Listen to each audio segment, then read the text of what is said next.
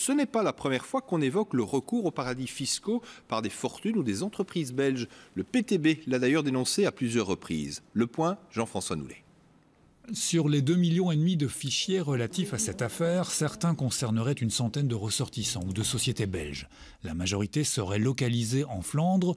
Pour le reste, il y en aurait plusieurs à Bruxelles, à Uccle notamment, et en Wallonie, il y aurait quelques personnes à Waterloo, Dinan ou à Nu par exemple. Leur point commun, avoir eu recours à des sociétés fiduciaires en Asie, à Singapour, en Malaisie ou à Hong Kong, ce qui peut être illégal, mais pas toujours.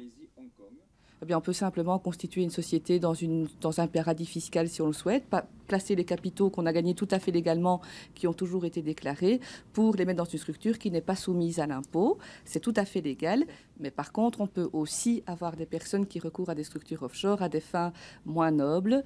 Par exemple, pour encaisser des revenus à l'étranger qui auraient pourtant dû être déclarés en Belgique. Donc, on commence à faire de la fraude fiscale.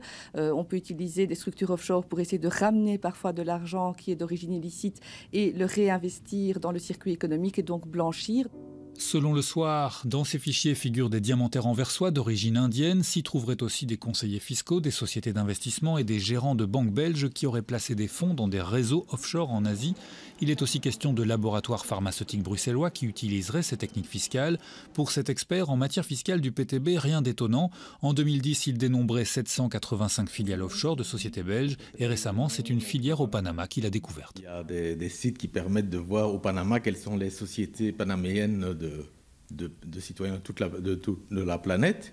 Et donc, j'ai découvert que, par exemple, dans le top 15 des plus grandes fortunes belges, il y a la moitié, plus ou moins, qui sont représentées au Panama. Donc, ils ont des sociétés au Panama.